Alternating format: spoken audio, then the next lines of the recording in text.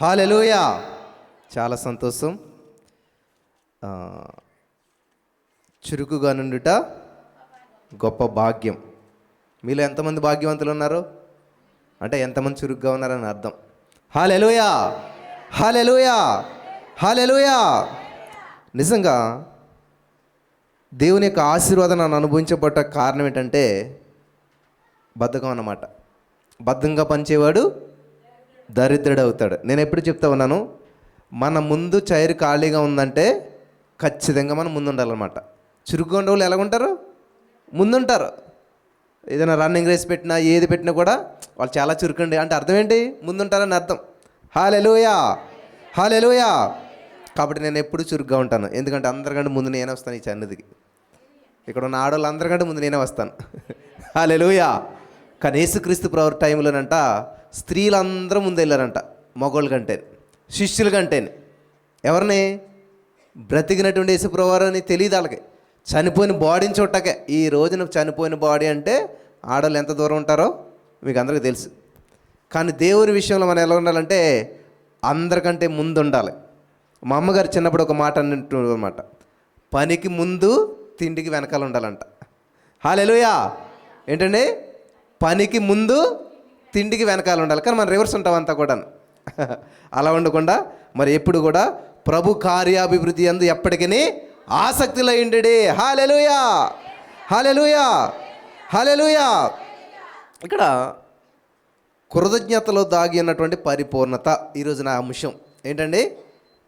కృతజ్ఞతలో దాగి ఉన్నటువంటి పరిపూర్ణత. సరే, దేవుని వాక్యంలోనికి తొందరగా వెళ్ళిపోదాం. మనం చాలా జాగ్రత్తగా వినాలి. బైబిల్ గ్రంథంలో సెలవిస్తున్నటువంటి మాటను మనం ధ్యానం చేసుకుంటూ ముందుకెళ్దాం. లూకా సువార్త 17వ అధ్యాయం 15వ వచనం చదువుకుని మనం ముందుకెళ్దాం. లూకా సువార్త 17వ అధ్యాయం 15వ వచనం నేను చదువుతున్నాను, చాలా శ్రద్ధగా వినాలి. వారిలో ఒకడు తనకు స్వస్థత కలుగుట చూసి గొప్ప శబ్దముతో దేవుని మహిమపరచుచు తిరిగి వచ్చి ఆయనకు కృతజ్ఞతాస్తుతులు చెల్లించుచు ఆయన పాదముల యొద్ద సాగిలపడెను. వాడు సమరయుడు. అందుకు యేసు, 10 మంది శుద్ధులైరు కారా, ఆ 90 ఎక్కడా? స్తోత్రం దేవ సర్వోన్నతుడా. ఈరోజు ఈ యొక్క వాక్యపు వెలుగులో మమ్మల్ని నడిపించి బలపరిచి కృప చూపించమని, సమస్త మహిమ ఘనత ప్రభావాలు మీరే తెచ్చుకొనమని, విత్తబడుచున్న వాక్యం ద్వారా అనేక హృదయాలు వెలిగించబడాలి, అనేక మంది జీవితాలు బాగుపడాలి, అనేక మందిలో అద్భుతాలు జరగాలి. సమస్త మహిమ ఘనత ప్రభావాలు మీరే తెచ్చుకొనమని యేసుక్రీస్తు నామములో ప్రార్థించి నమ్మి పొందుకుని ఉన్నాం తండ్రి, ఆమెన్. యేసుక్రీస్తు ప్రభువు ఒక ప్రశ్న అడుగుతున్నాడు. ఏమని? వచ్చిన వ్యక్తిని రాలేనటువంటి వారి గురించి మాట్లాడుతున్నాడు. వచ్చినటువంటి వ్యక్తిని మిగిలిన 90 ఎక్కడా? ఏమంటున్నాడు దేవుడు? మిగిలినటువంటి 9 మంది ఎక్కడా? ఈ రోజున ఇదే ప్రశ్న మిమ్మల్ని వేస్తే మీరు ఏం చెప్పగలుగుతారు? నీ పక్కన కూర్చున్నవాడు ఏమైపోయింది? నీతో పాటు ప్రార్థించేవాడు ఏమైపోయింది? నువ్వు నడిపించావు కదా రక్షణలోనికి, ఆవిడ ఏమైపోయింది? గత వారం వచ్చి ఏదో చేశారు కదా, వాళ్ళు ఏమైపోరు అని దేవుడు అడిగితే మీరు ఏం సమాధానం చెప్తారు?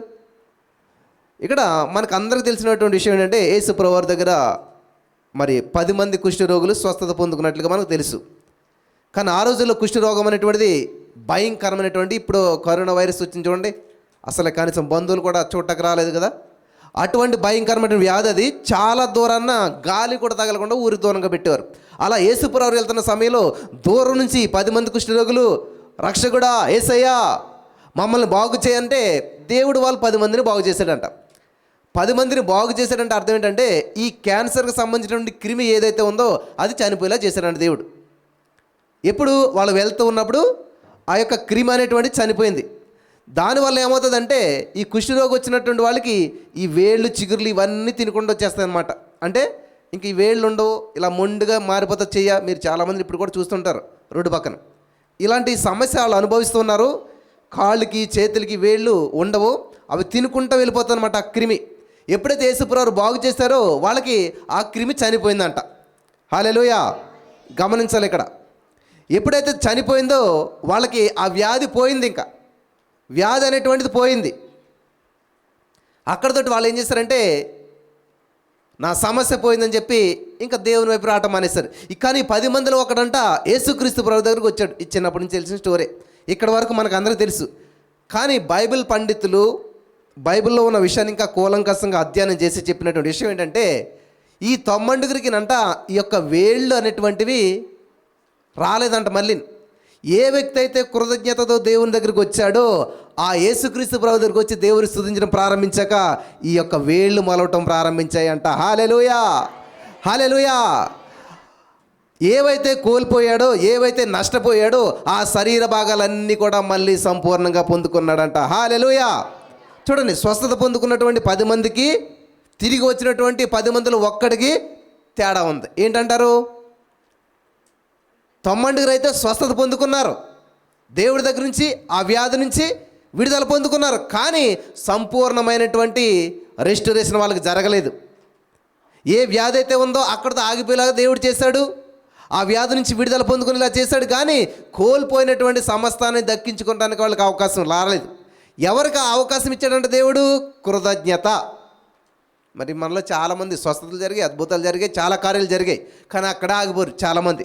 మరలా దేవుని సంధికి రాలేదు. ఎక్కడ దేవుడు నీకు ఉపకారం చేశాడో అక్కడ దేవుని సంధికి రావాలి. ఇక్కడ చూసినట్లయితే చూద్దాం, మీరు వెళ్ళి 14వ వచనం చదువుదాం. ఆయన వారిని చూచి 13వ వచనం, యేసు ప్రభువా మమ్మల్ని కరుణించమని కేకలు వేస్తే దేవుడు వాళ్ళని చూస్తాడంట. చూసి ఏమంటున్నాడు? ఆయన వారిని చూసి మీరు వెళ్ళి మిమ్మల్ని యాజకులకు కనపరుచుకొనుము. ఎందుకని మాట చెప్పాడు దేవుడు? యాజకులు అంటే ఎవరు? పాస్టర్ గారు.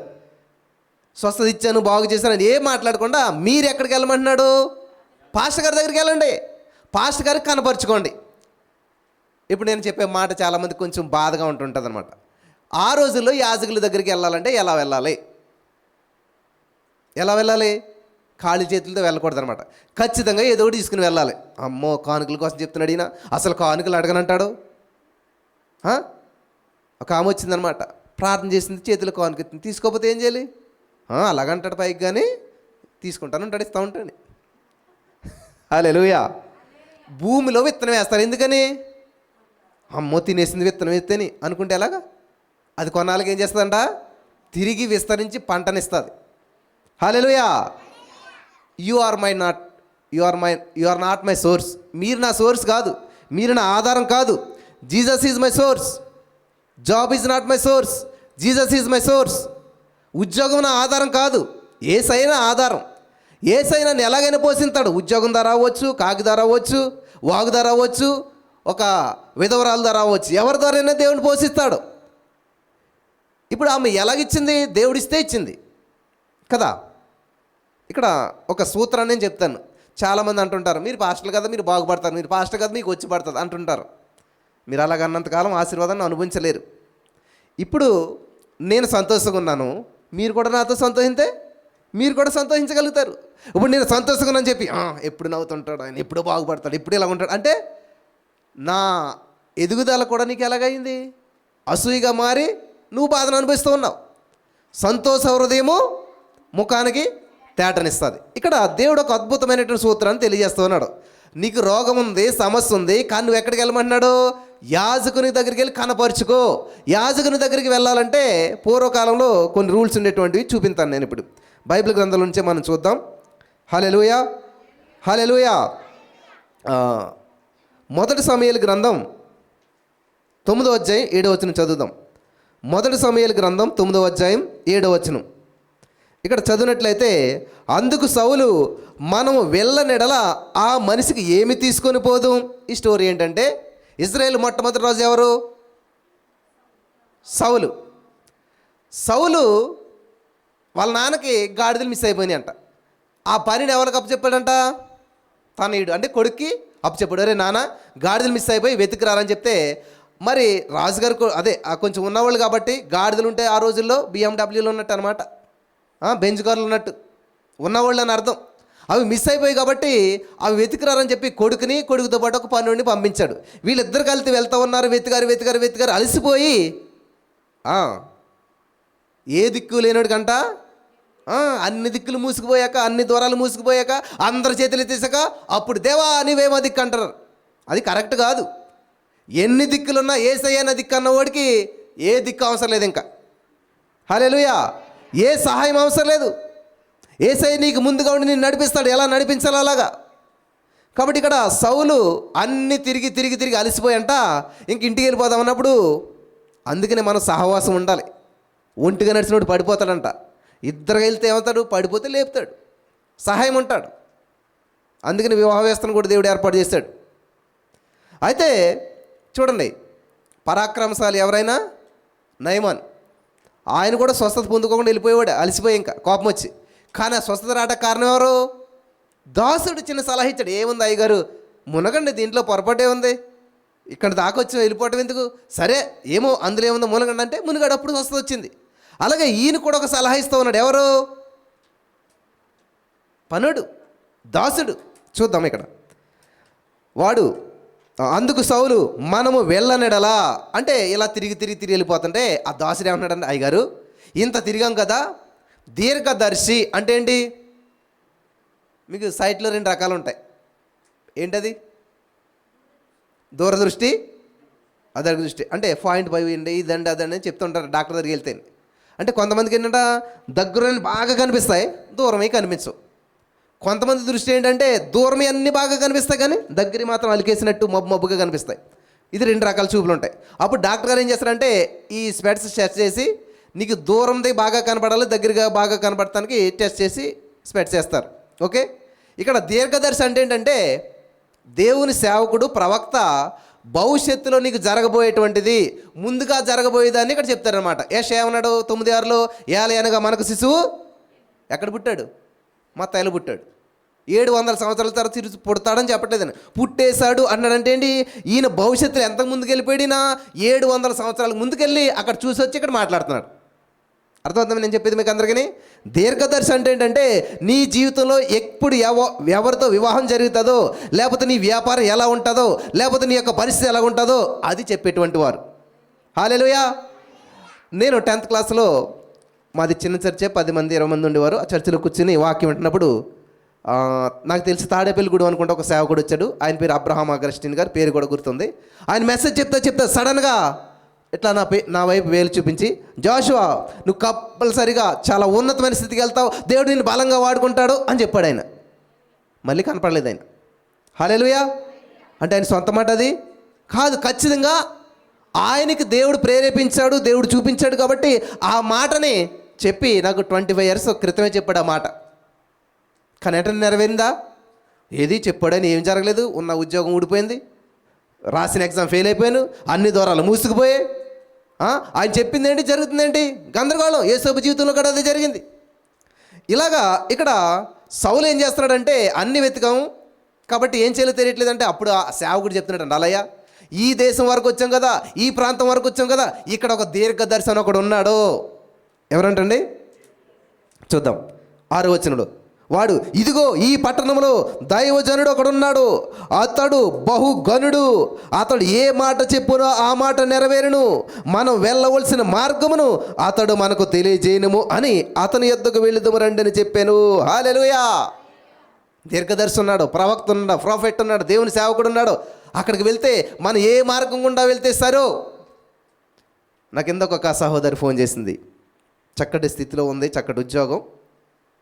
అయితే బ్రదర్ నా పిల్లలు ఉన్నారు, ఇలా చదువుతున్నారు, ఒకడు ఈ 2 రోజులు బట్టి గాలిపటాలు పెట్టుకుని తిరుగుతూనే ఉన్నాడు, అసలు చదవట్లేదు, అసలు మాట్లాడట్లేదు, ఇట్లా అని చెప్పింది. మరి ఏం చేయాలి? చాలామందికి ఫోన్ చేస్తే ఏం సలహా ఇస్తారు? అమ్మా ప్రార్థన చేద్దాం, లేకపోతే 4 తగిలించాడికి బుద్ధి చెప్పు, ఇట్లా సలహాలు ఇస్తారు. నేను అన్నాను, అమ్మా నువ్వు వాడితో వాదం పెట్టుకున్నా, లేకపోతే వాడిని కూర్చోబెట్టి చెప్పినా, 4 తన్నినా, ఖచ్చితంగా నీ మాట ఎప్పటికీ వింటాడు. సింపుల్ సొల్యూషన్ నేను చెప్తాను చూడు. నీ కాళ్ళు నడవలేని ప్రదేశానికి నీకు మోకాలు నడిపిస్తాయి. చాలా సాక్ష్యాలు ఉన్నాయి యూట్యూబ్లో, మీరు వినొచ్చేలాంటి. నువ్వు మోకరించు, యేసయ్యా నా బిడ్డను గొప్పోడిగా చేసావు, నా బిడ్డ నా మాట విన్నట్లుగా చేసావు, ప్రతిరోజు నువ్వు చేయించు, 3:30 లేసి ప్రార్థన చేయి, ఫలితం అద్భుతంగా చూస్తావంటే ఆవిడ ఒకటే మాట చాలా మంచిగా చెప్పారు. ఇది 100% కరెక్ట్ ఇది. ఎందుకంటే వాళ్ళతో వాదించి విఫలమే, సక్సెస్ అయిన వాళ్ళు ఒక్కడు కూడా లేడు. కాబట్టి ఈరోజు మీ జీవితంలో ఏదైనా సమస్య వస్తే సమస్యతో మీరు పోట్లాడకండి, సమస్యను ఫైనల్ చేసేసేయండి, పరిష్కారం ప్రకటించండి. ఈ యొక్క దాసుడు చెప్తున్నట్టు చూడండి, వెళ్దాం, మనం మార్గం చూపిస్తాడు ఎలా వెళ్ళాలో. ఎందుకని ఇక్కడికి రావాల్సి వచ్చింది మీరు ఈ రోజున? ఎందుకని ఎంతో దూరం నుంచి, ఎన్నో కిలోమీటర్ల దూరం నుంచి ప్రయాణం చేసి ఇక్కడికి వచ్చి ఎందుకు కూర్చున్నారు మీరు? గైడెన్స్. హల్లెలూయా. గైడెన్స్, ఆధ్యాత్మికమైన గైడెన్స్. ఎలా వెళ్ళాలి, ఈ సమస్యలు ఎలా వెళ్ళాలి, ఈ నష్టం నుంచి పైకి ఎలా రావాలి, ఈ దుఃఖం నుంచి పైకి ఎలా రావాలి, ఈ అప్పుల నుంచి పైకి ఎలా రావాలి. ఒక్కొక్కరికి ఒక్కొక్క అధికారం ఉంటుంది. వింటున్నారా? ఎమ్మెల్యే గారికి ఒక అధికారం, ఎంపీకి ఒక అధికారం, పిఎంకి ఒక అధికారం. వాళ్ళు ఒక మాట చెప్పారనుకోండి, అంతే, సడన్గా మనకి 1000 రూపీస్ నోట్స్ ఉంది కదా, గుర్తుందా? క్యాన్సిల్ అన్నారు. ఎవరు? ఒకే మాట. ఆ మాట అన్న నెక్స్ట్ డే నుంచి అది అంతే చిత్తి వ్యాపారం అయిపోయింది. అయిందా లేదా? ఆ మాటకు అంత విలువ ఉన్నది. అదే ఇప్పుడు నేను చెప్పి 1000 రూపాయలు క్యాన్సిల్ అని 100 సార్లు ప్రసంగం చెప్పినా అది పని చేయకుండా పని చేస్తుందా? పని చేయదు. అలాగా ఒక్కొక్కరికి మాటకు ఒక్కొక్క కృపనిస్తాడు దేవుడు. ఇప్పుడు దేవుడు నాకు ఏం కృపనిచ్చాడు? మీకు ఏదైనా సమస్య ఉంటే థ్యాంక్ యూ చేసి చెప్పండి, ఖచ్చితంగా నెరవేరుతుంది. అంతే, అందరికీ జరిగిపోయింది. ఎందుకంటే ఆ మాట మీద అధికారం దేవుడు నాకు ఇచ్చాడు. ఆమేన్. హల్లెలూయా. ఆ గ్రేస్ నా మీద ఉంచాడు. ఎవరైతే ఈ యొక్క నేను చెప్పిన వాక్యాన్ని విని నాకు కనెక్ట్ అయ్యి నా ద్వారా ఈ యొక్క అద్భుతాన్ని మీరు స్వతంత్రించుకుంటారో, ఈ యొక్క పలుకులు పలుకుతారో, ఖచ్చితంగా మీ జీవితంలో అద్భుతాలు జరుగుతాయి. ఆమేన్. ఎవరితో మీరు కనెక్షన్ కలిగి ఉన్నారో, ఎవరు అండర్లో మీరు ఉన్నారో, అంతే కదా. ఇప్పుడు ఇక్కడ ఏం నడుస్తుంది? ఇక్కడ ప్రభుత్వం కాంగ్రెస్, ఆంధ్రప్రదేశ్లో తెలుగుదేశం కదా. అదే మొత్తం మీద ఏదైతే అండి, ఇక్కడ వేరు ప్రభుత్వం, అక్కడ వేరు. ఇక్కడ ప్రభుత్వ పథకాలు వేరు, కానీ అందరికి మళ్ళీ పిఎం గారు ఎవరు? ఒక్కరే. అలాగా ఎంతమంది ఉన్నా కానీ అందరికీ దేవుడు ఒక్కడే. కానీ ఒక్కొక్క ఏరియాలో ఒక్కొక్క విధంగా దేవుడు పనిచేస్తూ ఉంటుంటాడు. ఒక్కొక్క సంఘంలో ఒక్కొక్క నియమం ఉంటుంది, ఒక్కొక్క విధానం ఉంటుంది. కాబట్టి మీరు ఎవరు అండర్లో ఉన్నారో వాళ్ళ అండర్లో మీరు ఆ యొక్క నియమాన్ని మీరు పాటిస్తూ వెళ్తే అద్భుతమైనటువంటి ఆ బ్లెస్సింగ్స్ని ఛానల్ ద్వారా మీరు పొందుకోగలుగుతారు. అయితే ఇక్కడ ఈ సేవకుడు చెప్పిన మాట విని, సరే నువ్వు చెప్పింది బాగానే ఉంది, వెళదాం. చూడండి, సౌలు గారు కూడా ఎంత జ్ఞానం ఉందో. దేవుని సంధికి వచ్చినప్పుడు ఏం చేయాలంటున్నాడు చూడండి ఆయన. అందుకు సౌలు, మనం వెళ్ళనేడలా ఆ మనిషికి ఏమి తీసుకొని పోదుము. అదేంటి అయ్యగారు, మన గాడిదల కోసం మనం వెళ్తుంది, మనం తీసుకెళ్తామేంటి అనట్లేదు ఇక్కడ. సౌలుకి చూడండి జ్ఞానం ఉంది. దేవుని సేవకుని దగ్గరికి వెళ్ళినప్పుడు ఎలాగ వెళ్ళకూడదంట అంటే, ఇండైరెక్ట్గా మీరు కానుకలు అడుగుతున్నారు కదా ఇప్పుడు మమ్మల్ని. అడుగుతున్నాను వాస్తవమే, కానీ నా కోసం కాదు. మీరు ఇచ్చినా ఇవ్వకపోయినా కూడా మీరు నన్ను పిలవలేదు. నన్ను దేవుడు పిలిచాడు. ఒక పని అప్పగించేవాడు ఆయనే, ఆ పని చేసే సామర్థ్యం ఇచ్చేవాడు కూడా ఆయనే. హల్లెలూయా. కాబట్టి ఇక్కడ ఏమన్నా అడిగినా ఖచ్చితంగా మనం దేవుని సేవకుని దగ్గరికి వెళ్తున్నామంటే ఏమి ఇవ్వాలి, మన దగ్గర ఏమున్నది చూడండి. ఇక్కడ చాలా అద్భుతంగా రాయబడింది అనమాట. మన సామాగ్రిలో నుండి భోజన పదార్థములు సరిపోయినవి, ఆ దైవజనుడికి బహుమానం తీసుకొని పోవుటకు మనకేమీ లేదు అని తన పని వానితో చెప్పి, మన యొద్ద ఏమున్నదనగా వాడు సౌలుతో, చిత్తగించుము, నా యొద్ద 1/4 తులం వెండి కలదు. ఆమేన్. ప్రియులరా, నా సీక్రెట్ నేను ఈరోజు ఓపెన్ చేస్తాను అనమాట.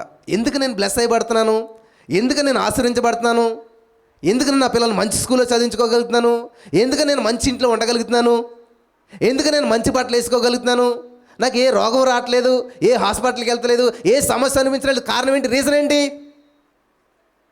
ఎందుకు నేను మనశ్శాంతిగా ఉండగలుగుతున్నాను, చక్కగా నిద్రపోగలుగుతున్నాను అంటే ఎవని మనసు నా మీద ఆనుకుంటుందో వాడు పూర్ణ శాంతి గలవానిగా ఉంటాడు. హల్లెలూయా. ప్రియులారా, నాకు వచ్చేటువంటి ప్రతి రూపాయిలో ప్రతి దాంట్లో నేను దేవునికి దశమ భాగం ఇస్తాను. అవునా? మీరు కూడా దశమ భాగం తీస్తారా? మీరు ఇచ్చే ప్రతి కానుకలో కూడా నేను దశమ భాగం తీస్తాను. ఏం చేస్తాను మరి? అది నేను తిన్నాను, నాకులాగా సేవ చేస్తున్నటువంటి సేవకులకి ఇస్తాను. హల్లెలూయా, హల్లెలూయా. అది వేరు, అది వేరు. మళ్ళా ఇప్పుడు నా బర్త్డే వచ్చిందో, లేకపోతే నా పిల్లల బర్త్డే వచ్చిందో, లేకపోతే ఏదైనా స్పెషల్ వచ్చింది అనుకోండి, నేను కూడా ఎవరొకరు సేవకులు ప్రార్థన చేయించుకోవాలి కదా. ఆ ప్రార్థన చేయండి అంటే ఖచ్చితంగా ప్రార్థన చేస్తారు. ఆమెన్ అని చెప్పి పెట్టేసి, నేను ఎప్పుడు ఎవరి చేత ఊరికి ఎప్పుడు ప్రార్థన చేయించుకోలేదు. ఈ విషయాలు నేను ఎందుకు చెప్తున్నానంటే, నేను దీవించబడుతున్నానా, నేనున్న స్థితిలో మీరు ఉండాలా. దేవుడు ఏమన్నా, నేను పరిశుద్ధుని కాబట్టి మీరు కూడా పరిశుద్ధులైండి, నేను క్షమించాను కాబట్టి మీరు కూడా క్షమించాలి, నేను తండ్రి కడుపార్సమందు ఆసీనుడైనాను కాబట్టి మీరు కూడా నా పక్కన కుర్చీ వేసుకుని కూర్చోవాలి. ఆమెన్. నా ఉద్దేశం ఏదో సంఘాన్ని కట్టుకుని జనాలు పోజేసుకునేది కాదు, కానీ నేను ఎలా ఉన్నానో, నేను ఎలా నడుస్తున్నానో, నేను ఎలా జీవిస్తున్నానో, నాతో ఉన్న వారందరూ కూడా అలా జీవించాలి. ఆమెన్, హల్లెలూయా. నా చర్చికి వచ్చే వాళ్ళందరూ కూడా సొంత గృహాలు కలిగి ఉండాలి. ఆమెన్. ₹1 అప్పు లేనటువంటి జీవితం జీవించాలి, ఆరోగ్యంగా జీవించాలి, హాస్పిటల్తో సంబంధం ఉండకూడదు, అనారోగ్యాలతో బాధపడకూడదు, ఐశ్వర్యవంతులుగా ఉండాలి, ఆనందంగా ఉండాలి. ఆమెన్. నమ్ముతున్నారా? మీరు ఏది చేస్తే, 1వ కీర్తన ఉంటుందంట, అతడు చేయనిదంతా కూడా సఫలం అవ్వాలి. విఫలం అనేటువంటిది మీ జీవితంలో ఉండకూడదు. ఏ ఉద్యోగానికి అప్లై చేసినా, ఏ వ్యాపారం స్టార్ట్ చేసినా, ఏ బిజినెస్ చేసినా అంతా ఎలా ఉండాలి? సఫలం అవ్వాలి. Amen, amen. అది దేవుని ఉద్దేశం, నా ఉద్దేశం. ఆదికాండం 1:28 దేవుడు చెప్తున్నాడు అనమాట, మనిషిని సృష్టించిన మొట్టమొదటి మాట దేవుడు ఏం పలికాడు తెలుసా? వారిని ఆశీర్వదించి కూర్చోండి అన్నాడా? మీరు ఫలించి, విస్తరించి, అభివృద్ధి చెంది భూమిని నిండించాలంట. హల్లెలూయా. నువ్వు ఫలించడం దేవుని ఉద్దేశం. నువ్వు బిజినెస్ కాదు, బిజినెస్లు చేయటం దేవుని ఉద్దేశం. నువ్వు గృహాలు కాదు, గృహాలు కొనుక్కోవటం, కట్టుకోవడం దేవుని ఉద్దేశం. ఆమెన్. నమ్ముతున్నారా? ఏదో మాట వరుస కామని చెప్తున్నారా? నేను ఆ మాట చెప్తున్నప్పుడు మా మాస్టరు స్కూల్లో పాఠం చెప్పేటప్పుడు ఒక మాట చెప్పాడు అనమాట. ఏంటంటే, ఒరే మీరు ఎగ్జామ్లో మంచి మార్కులు రావాలా? ఒక సూత్రం చెప్తానండి. నేను చెప్తున్నటువంటి పాఠాన్ని మీరు మనసులో ఊహించుకోవాలి. చిత్రం, సినిమా ఊహించుకున్నట్టు ఊహించుకోవాలన్నమాట. ఏది చెప్తున్నది అలాగ మీకు చిత్రాలు జరిగిపోతుందన్నమాట. ఒక ఏమంటారు, స్క్రీన్ మీద అంతా కూడా వీడియో జరిగిపోవాలన్నమాట. నెక్స్ట్ మనసులో అనుకోవాలి, థ్యాంక్ యూ జీసస్ అంటే థ్యాంక్ యూ జీసస్ అని కాదు, కానీ అప్పుడు ఆ మనసులో పాటను అనుకోవాలన్నమాట. ఏమని, ఏదైతే నేను చెప్తున్నానో అది మీ మనసులో రిపీట్ అవుతూ ఉండాలన్నమాట. అప్పుడు ఏమవుతుంది? నాటబడుతుంది, ఫలిస్తుంది. ఆమెన్. ఈ సన్నివేశాన్ని మీరు చాలా గుర్తుపెట్టుకోండి. ఏమైందంటే, ఇక్కడ సౌలుకు ఉన్నటువంటి జ్ఞానం మనలో చాలామందికి లేదు, కానీ నాకు దేవుడి చిన్నతనం నుంచి ఈ యొక్క అలవాటు చేశాడనమాట. మరి 5 పైసలు ఎంతమందికి తెలుసో తెలియదు, కానీ 5 పైసలు, 10 పైసలు, 25 పైసా, పావళ, ₹1/2, రూపాయి, ఇవన్నీ తెలుసా మీకు? దేవునికి స్తోత్రం, చాలా మంచిది. తెలిసిన వాళ్ళు కొంతమంది ఏమైనా ఉన్నారు. నా జీవితంలో ఫస్ట్ కానుకలేసిన ఏంటంటే 5 పైసలు అనమాట. సండే స్కూల్కి వెళ్ళేటప్పుడు కూడా ఒక 5 పైసలు, ఒక 10 పైసలు పట్టుకుని వెళ్ళి అది కానుకేసేటువంటి వాడిని. బైబిల్ గ్రంథంలో, సామెతల గ్రంథంలో మీరు చూసినట్లయితే ప్రియులారా, 11:24 మీరు చదివినట్లయితే, వెదజల్లి అభివృద్ధి పొందువారు కలరు. ఆమెన్. మొట్టమొదటి వ్యక్తి నేనే. వెదజల్లి అభివృద్ధి పొందువారు కలరు అనే లిస్టులో నేను ఉండాలనుకుంటాను ఎప్పుడు కూడాను. ఏ విషయంలోనైనా సరే వెదజల్లాలి, ఇవ్వాలి. ఈడే మీకు ఇయ్యబడును. ఈరోజు దేవుడు నాకు సమృద్ధిగా ఇస్తున్నాడంటే కారణం ఏంటంటే, లేమిలో నేను విత్తాను. ఆమెన్. కలిమిలో కాదు, లేమిలో. లేనప్పుడు వారానికి ఎప్పుడో పాలు ఇచ్చేవారు నాకు స్కూల్కి వెళ్తే, ఏమన్నా కొనుక్కోరని. దాంట్లోంచి కానుకేయాలంటే ఎలా ఉంటుంది? చాలా కష్టంగా ఉంటుంది. 5వ తరగతి చదివేది. అట్లాగా అవన్నీ దాచుకుని దేవుని సందులు విత్తనం ప్రారంభించాను. తర్వాత నేను సండే స్కూల్ స్టార్ట్ చేసినప్పుడు చిన్నపిల్లలంతా ₹1, ₹10 పట్టుకొచ్చి కానుక డబ్బాలు వేసేవారు అనమాట, నాకు ఇవ్వాలని చెప్పేసి.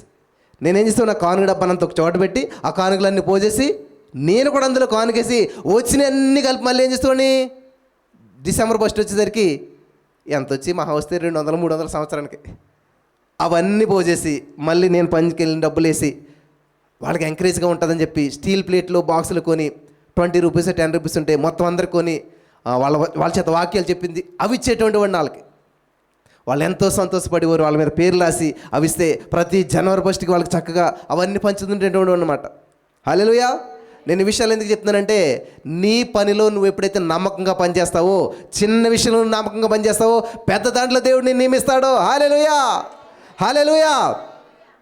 ఎవరో ఒక సహోదరి ఆస్ట్రేలియా నుంచి ఒక టెస్ట్ మనీ పంపించారు. నేను చదివి వినిపిస్తేనే బాగుంటుంది మీకు. అది చాలా అద్భుతం అనిపించింది నాకు అసలేనది. రోజు 3:30 లైవ్లో ఉంటారంట. వింటున్నారా? రోజు 3:30 లైవ్లో ఉంటారంట, వాక్యం వింటారంట. వాళ్ళ మనవడికి దగ్గరగా 11 సంవత్సరాల వయసు వచ్చేసింది, కానీ మాటలు రావు. అయితే నేను ఆల్రెడీ ఫేస్బుక్లో యూట్యూబ్లో కూడా పెట్టాను టెస్ట్ అనేది. ఓన్లీ మ్యాటర్ టైప్ చేసి పంపారు, ఇంగ్లీష్లో పంపిందాము. సమస్య ఏంటంటే మాటలు రావు, అంటే అన్నట్టు తప్ప ఏం మాట్లాడరు అనమాట. వయసు చూస్తే 11 సంవత్సరాలు, కనీసం 1-2 ఇయర్స్ బేబీలకు కూడా మాట్లాడతలేదు. ఎలాగైతే ఈ లైవ్ వెళ్ళిందో నేను ఎప్పుడు సమస్య గురించి పెద్ద ఎంటర్టైన్ చేయను అనమాట. చాలామంది చెప్తారన్నమాట, పెద్ద సమస్య చెప్తుంటుంటారు. నేను ఒకటే చెప్తానమాట, ఎంత సమస్య అయినా పరిష్కారం ఒకటే. నేనేం చెప్పానంటే థ్యాంక్ యూ జీసస్ చెప్పాలి. ఏ సమస్యకైనా ఎలా థ్యాంక్ యూ జీసస్ చెప్పాలి?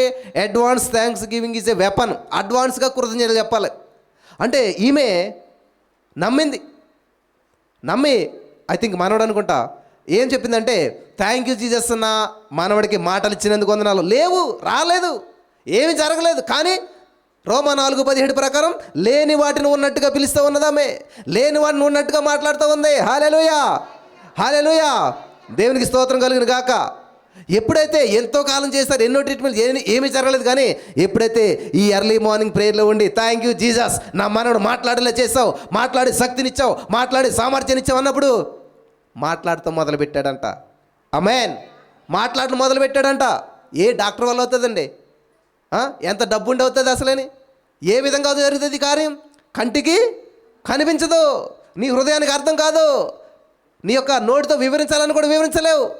చాలామంది అంటారన్నమాట, అపోస్తలుల కాలంలో అద్భుతాలు చేశాడు దేవుడు, స్వస్థతలు చేశాడు, అప్పుడు హాస్పిటల్ లేవు, అప్పుడు డాక్టర్ లేరు. కానీ ఇప్పుడు డాక్టర్ని ఇచ్చాడు, హాస్పిటల్ ఇచ్చాడు. కాబట్టి నీకు జబ్బు వస్తే, సమస్య వస్తే డాక్టర్ దగ్గరికి వెళ్ళు.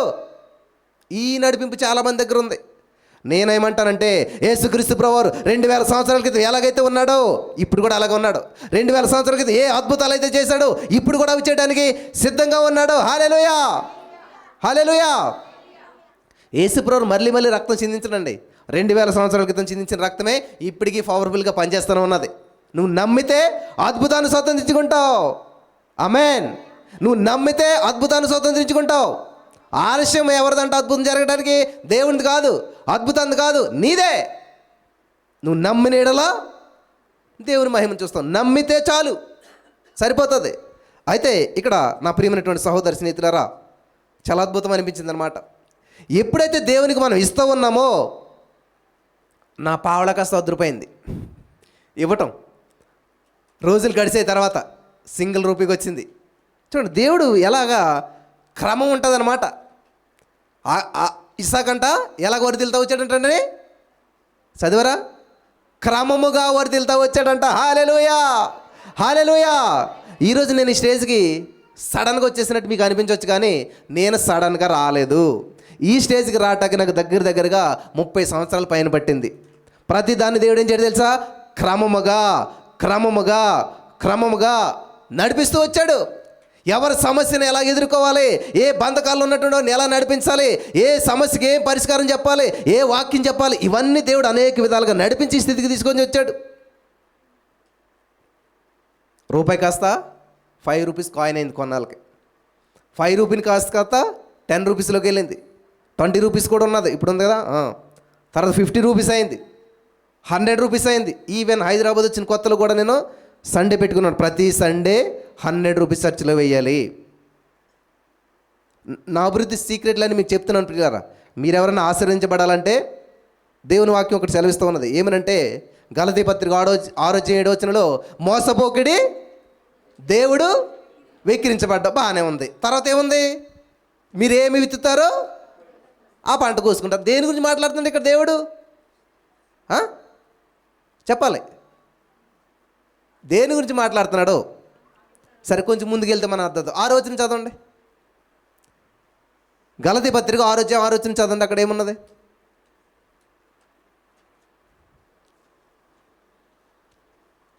హల్లెలూయా. చదవండి మా గలతీ పత్రిక 6వ అధ్యాయం 6వ వచనం చదివినట్లయితే అక్కడ వాక్యోపదేశం పొందువాడు ఉపదేశించువానికి. ఇప్పుడు ఏం చెప్పాడు దేవుడు? ఆగండి. ఇప్పుడు ఏం చెప్పాడు ఇక్కడ దేవుడు? వాక్యోపదేశము పొందేటువంటి వాడు అంటే ఎవరు? వాక్యం వినేటువంటి వారు. వాక్యం వినేవాళ్ళు అంట, వాక్యం చెప్పేవాళ్ళకంట. చూడండి, మంచి పదార్థాలు, చెడ్డవి కాదు, మంచి పదార్థాలు అన్నిటిలో కూడా భాగం ఇయ్యాలంట. హల్లెలూయా, హల్లెలూయా, హల్లెలూయా. దేవునికి మహిమ కలుగును గాక అని చెప్పి దేవుడు ఏం చెప్తున్నాడు తెలుసా? మోసపోకుడే, దేవుడు వెక్కిరించబడ్డు. నువ్వేమి విత్తుతావో ఆ పంట నువ్వు కోసుకుంటావు. ఈరోజు మనం ఆర్థికంగా అభివృద్ధి చెందాలన్న విషయం మనకు తెలుసు. కానీ దేవునికి ఇచ్చే విషయంలో, దేవుని సన్నిధికి విత్తే విషయంలో ఒక మనిషిని మనం ఎంత గౌరవిస్తాం అనేటువంటి దాన్ని ఎలా తెలుస్తుందంటే మనం ఇచ్చే కానుకను బట్టి. అంతే కదా. ఒక సంఘటన మీకు యూట్యూబ్లో కూడా షార్ట్ మూవీ తీసి పెట్టారనమాట. ఒక ఇంట్లో ఒక ఆమె పని చేసుకుంటుంటుంది. ఆమె బట్టల షాప్కి వెళ్తుంది అనమాట. ఆ బట్టల షాప్కి వెళ్ళి ఏం చేస్తుంది తెలుసా ఆమె? అయ్యగారు,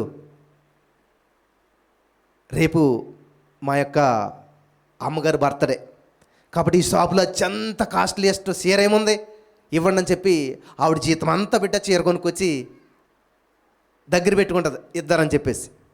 విచిత్రమైన విషయం ఏంటంటే ఈ యొక్క పనామె కూడా బర్త్డే వస్తుంది అనమాట. అదే షాప్కి హలో అనరమ్మ వెళ్తుంది అనమాట. ఏమంటే తెలుసా? హలో, ఈ షాపులో అత్యంత చీపెస్ట్ చీర ఏది ఉంది అది, ఎందుకంటే మా పనామె బర్త్డే, దానికి గిఫ్ట్కి ఇవ్వాలి. చూడండి, ఇక్కడ బయటకు చూస్తే యజమానురాలు రిచ్, కానీ చీపెస్ట్ గిఫ్ట్ ఇవ్వడానికి సిద్ధపడ్డది. కానీ ఈమె చూస్తే పనామె ఏమీ లేదు, కానీ మీ యొక్క ఆలోచన ఎలాగుంది? రిచ్గా ఉన్నది. ఇక్కడే మనం అభివృద్ధి చెందే విషయంలో చాలా తేడాలు వస్తాయన్నమాట. గమనించాలి. వెదజల్లి అభివృద్ధి పొందేటువంటి వారు కలరు అంటే ఆ లిస్టులో మనం ఉండాలి. ఫర్ ఎగ్జాంపుల్, సొలొమోను మీకు అందరికీ తెలుసు కదా. ఆమె భూలోకంలోనే ఆయన దేవుడు ఒక రిచెస్ట్ పర్సన్గా ఆశీర్వదించాడు, గొప్పగా చేశాడు. దేవుడు సొలొమోను ఏమడిగితే ఏమిచ్చాడు? ఏమడిగాడు సొలొమోను? జ్ఞానం. సామెతల గ్రంథం 4వ అధ్యాయంలో జ్ఞానం అంటే ఏంటి? జ్ఞానం అంటేనే యేసుప్రభువు వారు. అంటే ఇండైరెక్ట్గా దేవుడు సొలొమోను ఏమడిగాడు? ప్రభువా, ఈ జనాలు ఎలా పరిపాలించాలో ఇది ఏం తెలియదు, అంతా నాకు ఏం తెలియదు, కాబట్టి నువ్వు నా పక్కన కూర్చో, నువ్వు నాకు చెప్పిందే నేను చేస్తాను. ఆమేన్. ఎవరైతే దేవుణ్ణి కలిగి ఉంటారో, ఎవరైతే దేవుణ్ణి కోలుకుంటారో వాళ్ళకి రిచ్ అవుతారన్నమాట, గొప్పలు అవుతారన్నమాట. ఈ సీక్రెట్ మీరు గమనించలేదు అంటే బైబిల్లో మనకు అలా ఉంటుంది. కానీ జ్ఞానం అని చెప్పేసి వాస్తవానికి సామెతల గ్రంథం 4వ అధ్యాయంలోకి వచ్చేసరికి ఏముంటుందంటే జ్ఞానం అనగా యేసయ్యే. యేసయ్య నువ్వు కలిగినట్లయితే సమస్తం నువ్వు కలిగినట్లే. అటువంటి సొలొమోను భూలోక రాజ్యంలోనే అటువంటి రాజు లేడంట, అంత రిచ్ పర్సన్ అయిపోయాడు. ఆయనకున్న జ్ఞానము వివేకం అన్నని బట్టి అనేక మంది ఆయనకు చూస్తూ వస్తున్నారట. శాపదేశపు రాణి ఎలా వచ్చింది? సొలొమోను చూడటానికి వచ్చిందిలేండి. ఎలా వచ్చింది? కానుక. ఏం కానుక తీసుకొచ్చింది? బంగారం లేదా సొలొమోను దగ్గర? వెండి లేదా? ఆయనకి ఏం తక్కువ? ఈ విషయం తెలియక చాలామంది పేదవారుగా ఉండిపోతున్నారు, అభివృద్ధి చెందట్లేదు, ఆశ్రయించబడట్లేదు, ఇచ్చే నష్టపోతాం అనుకుంటూ ఉన్నారు. నేను కూడా అలాగ ఆలోచించాను. అమ్మో, నాకు వచ్చే జీతం 2000, మళ్ళీ ఇందులో 200 ఎలగిచ్చేసేయాలి, ప్రతి సండేకి ఇంత తీసుకోవాలి, ఇవన్నీ తీస్తే నాకేం మిగులుతుంది? 2000 అలా 2000 నా జీతం. మళ్ళీ మా అమ్మోళ్ళకి ఎంత పంపాలి, మళ్ళీ ఇక్కడ ఈ హాస్టల్లోకి ఏం కట్టుకోవాలి, ఎంత ఎలా సరిపోతుంది అసలేని లెక్కలేస్తే ఇలాగుంటుంది. అందుకనే నీ లెక్కలో దేవుని లెక్కలకు సరిపోవన్నమాట. 5 రొట్టెలు 2 చేపలు 5000 అంట. 5 + 2 = 7 కాదు, 5000 వచ్చింది అక్కడ. 5000 మంది పురుషులు, మరి భార్యలుంటే 10,000, పిల్లలుంటే 15,000, ఇద్దరు పిల్లలుంటే 20,000, ఇంకా పోతానున్నది అది. చూసారా? కాబట్టి నీ లెక్కలు వేసుకున్నావు అనుకోండి సరిపోదు. దినకరణ గారు కొంత శాలరీ వచ్చేదంట, వీడి బట్టలకి ఇది అన్నీ చేస్తుంది, సరిపోతుందంట. ఇలా కాదని చెప్పి ఏం చేశారంట, శాలరీ వచ్చిన వెంటనే రండి కుటుంబం అంతా కూర్చుని ప్రార్థన చేస్తామని చెప్పి ఆ శాలరీని మధ్యలో పెట్టేసి ప్రార్థన చేయడం మొదలు పెట్టారంట. హల్లెలూయా! దేవునికి స్తుతి చెల్లించడం మొదలు పెట్టారంట. అప్పుడు అందులోంచి తీస్తూ ఉంటుంటే 5 రొట్టెలు 2 చేపలు ఎలాగైతే ఆ గంపలోంచి తీస్తూ ఉంటే వస్తూ ఉన్నాయో అలాగే అవి పని చేయడం మొదలు పెట్టాయంట. హల్లెలూయా! హల్లెలూయా! కాబట్టి ఈరోజు నీ మాటలు వింటున్న ప్రియమైనటువంటి సహోదరి స్నేహితులారా, యేసయ్య నిన్ను ఎంతగానో ప్రేమిస్తూ ఉన్నాడు, యేసయ్య నిన్ను ఎంతగానో ఇష్టపడుతున్నాడు, నీ పట్ల ఒక ప్రత్యేకమైన ఉద్దేశాన్ని కలిగి ఉన్నాడు. కాబట్టి మొట్టమొదటి స్థానం దేవునికి ఇవ్వాలి.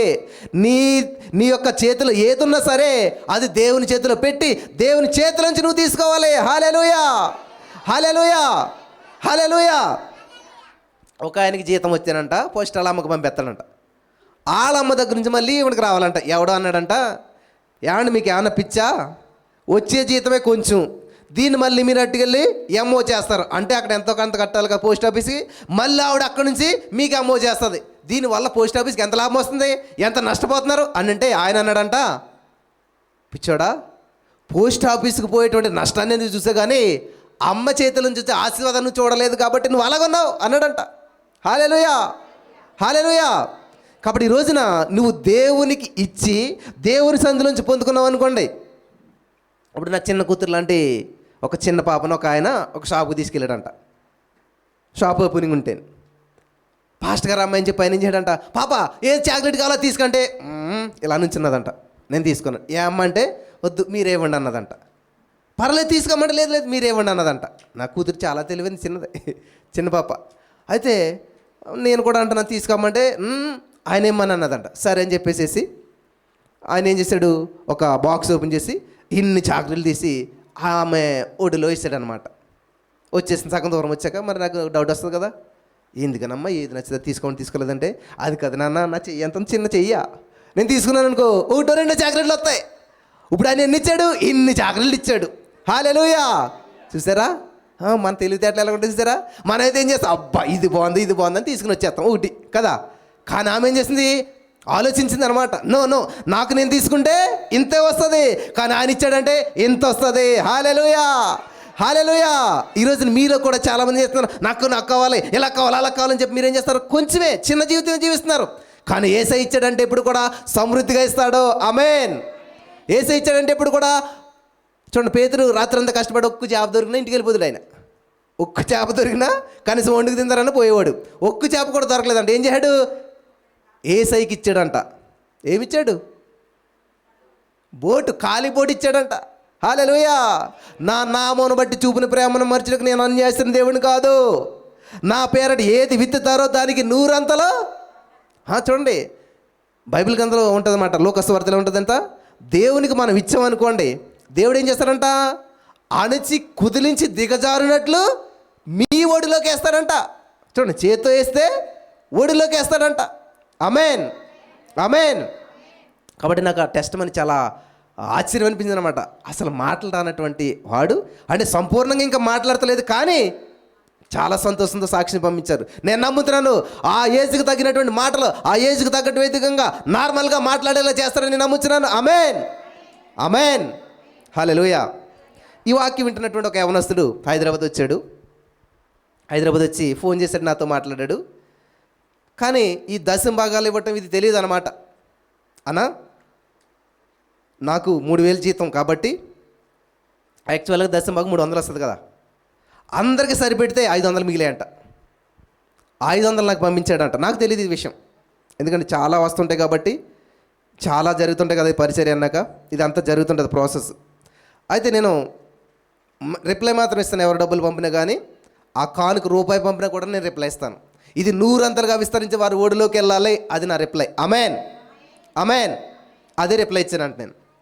అయితే అయిపోయింది. కొన్ని రోజుల తర్వాత ఉద్యోగం మానేసి ఇంటి దగ్గర ఏదో సమస్య ఉందని వెళ్ళిపోయాడంట.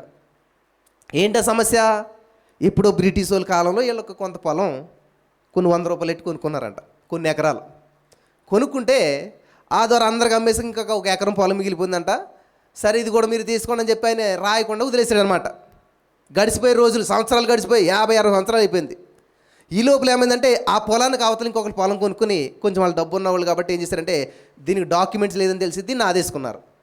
ఆదేసుకుని ఇంకంతే, ప్రూఫే చూపించండి మీదైతే నన్ను వాళ్ళు అంటున్నారు. వీళ్ళు ఏం చేస్తారు, దేవుని మహాకృపను బట్టి కొత్త సిస్టమ్ వచ్చింది కదా ఇప్పుడు భూములను లెక్కించాలని చెప్పి, వీళ్ళే పండితున్నారు కాబట్టి తెలియకుండా ఏమైందంటే వీళ్ళ పేరుని ఆన్లైన్ అయిపోయింది. ఈ విషయం వీళ్ళకి తెలియదు. తర్వాత చెక్ చేస్తే వీళ్ళ పేరున ఆన్లైన్ ఉన్నట్టు తెలిసిపోయింది అనమాట. తెలిసిపోతే వీళ్ళు ఏం చేశారు, నెమ్మదిగా పంచాయతీకి వెళ్ళి ఆన్లైన్లో ఉన్నటువంటి సర్టిఫికేట్ తీసుకుని నెమ్మదిగా ఎలాగైతే దాన్ని అప్లై చేసి మరి కొంచెం ముందుకెళ్ళి పోరాటం చేశారు, ప్రార్థన చేశారు. ప్రార్థన చేస్తే ఏమైందంటే దేవుని మహాకృపను బట్టి నిన్న మొన్న ఆ ఎకరం భూమి కాస్త వీళ్ళ పేరునే రిజిస్ట్రేషన్ అయిపోయినట్టు డాక్యుమెంట్స్ వచ్చేసినాయి అంట. హల్లెలూయా, హల్లెలూయా. మేము పోరాడలేమన్నా, మాకు శక్తి లేదు, మాకు సామర్థ్యం లేదు, కానీ ఇదిగో ఈ యొక్క విత్తనం ఇదే అద్భుతంగా మారుస్తాడంటే 500 విత్తనం 50 లక్షలుగా మారింది. హల్లెలూయా, హల్లెలూయా. బ్రదర్ అయితే నా దగ్గర 500 నేను కూడా ఇచ్చేస్తాను, వచ్చాను 50 లక్షలు. అట్లాంటి మ్యాజిక్లు లాజిక్లు బిజినెస్లు ఇక్కడ ఏమీ లేవు. నీ నమ్మిక చెప్పినా నీకు జరుగును గాక. ఆమేన్. 2024 సంవత్సరంలో ఇక్కడ బాక్స్ అక్కడ బాక్స్ ఉంది. కానీ దేవుణ్ణి ఆరాధించాలంటే ఇంకా ఇంకా అద్భుతంగా ఆరాధించాలని ఆశ ఉన్నదనమాట. అంటే మనకి ఈరోజు పెట్టలేదు సబ్బు అని ఉంటుంది అనమాట, చాలా సౌండ్ వస్తుంది కదా, దుమ్ దుమ్ అని. అది కొనాలని ఆశ ఉంది, ఆశపడ్డాను. కానీ జేబు వైపు చూసామనుకోండి, అదే నేను చెప్తున్నాను, మీరు ఎప్పుడు కూడా ఏది కావాలో అది పలకండి అంతే. దానికి సామర్థ్యం నీ దగ్గర ఉందా లేదా ఇది నీకు అనవసరం. దేవుడు ఎవరిని ప్రేరేపించాలి, ఎలా ప్రేరేపించాలో ఎన్ని దేవుడు చూసుకుంటాడు. ఆమేన్. ఈ స్కూల్లో సీట్ కావాలని నేను పలికాను, ఫీజు కట్టగలదునా లేదా, ఎక్కడ వస్తుంది, ఎలా వస్తుంది, అది నాకు అనవసరం. అంతా పైన ఆయన ఉన్నాడని చూసుకుంటాడు, మనందరికీ తండ్రి అయిన. హల్లెలూయా, హల్లెలూయా. నేను ఇలా ప్రార్థన చేస్తుంటుంటే ఆల్నటికి మధ్యలో నెల ఉంటుంది కదా, చాలా టైం దేవుని స్తుతించుకుంటూ ఉన్నాను. ఒక రోజు నా భార్యని కలిసి ప్రార్థన చేస్తుంటే ఒక ఫోన్పే మెసేజ్ వచ్చిందనమాట. ఏంటో మెసేజ్ అంటే 50,000 క్రెడిట్ అయింది. హల్లెలూయా, ఎంత ఆనందం ఉంటుంది. Oh thank you Jesus, thank you అని చెప్తుంటే మళ్ళీ 2 నిమిషాలకి మళ్ళీ మెసేజ్ వచ్చింది, ఇంకో 50,000 క్రెడిట్ అయినట్టు. హల్లెలూయా. కరెక్ట్గా దాని కాస్ట్ ఎంతో అన్ని డబ్బులు వచ్చి పడ్డాయి. ఆమేన్. ఎవరో తెలీదు, ఎక్కడి నుంచి వచ్చో తెలీదు, ఫోన్ నెంబర్ లేదు, ఏమీ లేదు, ఏం చేస్తారన్న కూడా అవకాశం లేదు. అయిపోయింది. యేసయ్యా వీళ్ళని దీవించినందుకు వందనాలు, in the name of Jesus. విత్తినటువంటి యొక్క విత్తనానికి 100 పంట తిరిగి వారి ఓడిలోనికి వెళ్ళిన కాక. ఆమేన్. అంతకు మించి మేమేం చేస్తాం, అదే చేసాం. అయితే 1 మంత్ తర్వాత మళ్ళీ 1 మంత్ కూడా 15 డేస్ లోపలనే ఫోన్ చేశారు ఒక ఆవిడ. ప్రైజ్ లార్డ్ బాబు, బాగున్నావా అన్నారు. ఎవరండి మీరంటే, నేను ఇలా మణికొండ నుంచి ఫోన్ చేస్తున్నాను, నా పేరు ఇది, మీకు గుర్తున్నదా, 1,00,000 రూపాయలు కానుక పంపించాను, 50,000 చెప్పినంటే, అవును మీరా, అసలు నాకు మాట్లాడాలన్న అవకాశం దొరకలేదు, ఎవరో ఏంటి అనుకున్నాను, దేవునికి స్తోత్రం చెప్పండి అన్నాను. ఏమైందో తెలుసా అన్నది. ఏమైందమ్మంటే, నీకు ఎప్పుడైతే నేను 1 lakh కానుక పంపించానో, మరి 1 lakh పంపేస్తుంది ఎవరు అడగలేదా అంటే, ఎవరు అడుగుతారు, నేను కావాలని చేశాను, అడిగి పర్మిషన్ అడిగి వాళ్ళతో చేశాను. చేసిన తర్వాత ఏమైందంటే, కానుక ఇచ్చినటువంటి తర్వాత దేవుడు లింగంపల్లిలో 1,30,00,000 గృహాన్ని దేవుడు నాకు ఇచ్చాడు. హల్లెలూయా, హల్లెలూయా. దేవుడికి ఇచ్చి లాసిపోయారా, నష్టపోయారా? దేవుని వాక్యం సెలవిస్తుంది ఏంటంటే, మనం ఇవ్వకపోవటం వల్ల నష్టపోతున్నామంట. మీకు మంచి పొలం ఉన్నది, ఇక్కడ విత్తనాలు అయిపోతే గడ్డి మొలుస్తుంది, చెత్త మొలుస్తుంది, ఉపయోగపడదు. కాబట్టి నేను అందుకే ఏమంటానంటే, యేసయ్యా నా జీవితంలోకి, ఈ పరిచర్యలోకి 1 సింగిల్ రూపీ విత్తినా కానీ అది ఖచ్చితంగా 100 అంతలుగా తిరిగి వెళ్ళవలసిందే. ఆమేన్. అనేక అద్భుతమైన సాక్ష్యాలు ఉన్నాయి. కాబట్టి చాలామంది ఏమంటారంటే, ఇప్పుడు అదిగో మనసుని మౌల్డ్ చేసేస్తున్నాడు, మన దగ్గర కానుక లాగేయటానికి, డబ్బులు లాగేయటానికి. మీరు 1 సింగిల్ రూపాయి ఇవ్వకపోయినా కూడా ఈ పరిచర్య ఆగదు. ప్రభు దీన్ని ఆపడు. దీన్ని ఎలా నడిపించాలో, ఎవరి చేత నడిపించాలో ఆయనకి బాగా తెలుసు. ఆమేన్, ఆమేన్, ఆమేన్. ఇది ఏంటంటే రెస్పెక్ట్ అనమాట. సొలొమోను గారికి ఏం తక్కువ అంటారు, బెత్షెబా దేశపు రానంట వెండి బంగారం ఇవన్నీ బళ్ళు కట్టుకుని తెచ్చిందంట ఆవిడ. ఇలా లేవనా? గౌరవం, రెస్పెక్ట్ అనమాట. కాబట్టి దేవుని సందుకు వచ్చినప్పుడు అంట మనం ఎప్పుడు కూడా ఖాళీ చేతులతో రాకూడదు. దేవుని సందుకు వచ్చినప్పుడు ఖచ్చితంగా మనం దేవుని సందులో విత్తేటువంటి వారిగా ఉండాలి, ఇచ్చేటువంటి వారిగా ఉండాలి. ఇచ్చేటువంటి చెయ్యి ఎప్పుడు ఎలా ఉంటుంది, పై చేయిగా ఉంటుంది. నేను ఈ విషయాలు ఎందుకని ఇంతకాలం చెప్పలేదంటే, చాలామంది కానుకలు అంటారు. నేను ఎప్పుడు కూడా కానుక పట్టలేదు, మీకు అందరికీ తెలుసు. మీ అందరి దగ్గరికి కానుక డబ్బా పెట్టి కానుక ఏంటి అని నేను ఎప్పుడు అడగలేదు. అలాగని చెప్పి నేను వద్దని చెప్పట్లేదు. ఎందుకంటే ఇవ్వకపోతే మీరు ఆశ్రయించబడరు. ఇయ్యుడి మీకు ఇవ్వబడను, ఇవ్వకపోతే ఏమి ట్రాన్సాక్షన్ జరగట్లేదు కదా, అక్కడ ఏ విధమైన ఉపయోగం ఉండదు. కాబట్టి ఇక్కడ సామెతలు 11:24లో వేదజల్లి అభివృద్ధి పొందేవారు కలరు. ఆమేన్. ఎప్పుడైతే నేను ఈ విధంగా నాకు ఏదైనా సమస్య వచ్చినా, ఇబ్బంది వచ్చినా, బాధ వచ్చినా, సంతోషం వచ్చినా ఖచ్చితంగా నేను కూడా ప్రేయర్ చేయించుకోలేక వేరే ఒకరి చేత. ఎప్పుడు ప్రేయర్ చేయించుకున్నా ముందు విత్తనం విత్తి తర్వాత ప్రేయర్ చేయించుకుంటాను. ఆమేన్. సో ఖచ్చితంగా నేను ఎన్ని రకాలుగా ఇస్తానని చెప్తున్నాను. ఎందుకంటే మీరు కూడా నాకంటే గొప్పగా దీవించబడాలి, ఆర్థికంగా అభివృద్ధి చెందాలి. మనిషి యొక్క బ్లెస్సింగ్ ఎక్కడ కనిపిస్తుందో తెలుసా? మొట్టమొదటిగాను నేను రోజు 10 గంటలు ప్రార్థన చేస్తాను, అయితే ఏంటి, ఎవడు పట్టించుకుంటాడు కదా. ఇప్పుడు చిరిగిపోయిన షర్ట్ వేసుకుని నేను వాకింగ్ చెప్తాను అనుకోండి, గరగరగరగా ఒక మైక్ ఇచ్చుకుని 1000 రూపాయల మైక్ పెట్టుకుని సరిగ్గా పని చేయకుండా ఇక్కడ సిస్టమ్ అంతా సరిగ్గా లేకుండా చెప్తున్నాను అనుకోండి, మీరు వినపడుతుందా? క్వాలిటీ ఉంటుందా? ఉండదు. ఇవన్నీ హై క్వాలిటీ పెట్టి అన్ని అద్భుతంగా చేసి ఏ లోటు లేకుండా చక్కటి ఏసీలు పెట్టి అని చెప్తుంటే ఎలా ఉంటుంది మీకు? వినసొంపుగా ఉంటుంది, హాయిగా ఉంటుంది. దేవుని ఉద్దేశం కూడా ఎప్పుడు కూడా అద్భుతంగా ఉంటుంది, అఫీషియల్గా ఉంటుంది, ఆనందంగా ఉంటుంది. Amen, amen. కాబట్టి నేను ఎప్పుడు ఎలాగ ఆలోచన చేస్తానంటే, ఏదన్నా కొనే ముందు ఏం చేస్తాను తెలుసా, ఇందులో బెస్ట్ ఏంటి చెప్పండి అంటాను నేను. ఆమెన్. దీనికి మించింది ఏమైనా ఉన్నదా? మనం ఏం చేస్తాం, లీస్ట్ ఏది, తక్కువ ఏది, ఆఫర్ ఏది, ఆఫర్ వచ్చినప్పుడు చూసుకుంటాం, లేకపోతే సేల్ వచ్చినప్పుడు చూసుకుంటుంటాం. నో, దేవుని సన్నిధిలో ఉన్నటువంటి మనం ఎలా ఉండాలంటే చాలా ఉన్నతంగా ఆలోచించాలన్నమాట. నీ యొక్క ఆలోచన బట్టే నీ జీవితం ఆధారపడి ఉంటుంది. ఆమెన్. హల్లెలూయా, హల్లెలూయా. కాబట్టి ఇక్కడ గలతీ పత్రిక 6:7 దేవుడు చెప్తున్న మాట ఏంటంట, దేని గురించి చెప్తున్నాడు? 6 అప్పుడే చెప్తున్నాడు, మీరు దేవుడి సేవకునికి ఇవ్వాలి, కానుకలు అర్పించాలి, భాగం ఇవ్వాలని చెప్తూ దేవుడు వెక్కిరించబడ్డు. మనుషుడా, నువ్వేమి విత్తుతావో దాన్నే కోసుకుంటావు. ఫైనాన్షియల్లో స్ట్రగుల్ రావడానికి 2 కారణాలు. నెంబర్ 1, దశం భాగం మనం దేవునికి ఇవ్వకపోవడం. నెంబర్ 2, ఫైనాన్షియల్ మేనేజ్మెంట్ లేకపోవడం అన్నమాట. విచ్చలవిడిగా ఖర్చు పెడతాం, ఒక ప్లానింగ్ లేకుండాను. దేనికి ఖర్చు పెడతాం, ఎందుకు ఖర్చు పెడతాం తెలియకపోవడం వల్ల అన్నమాట.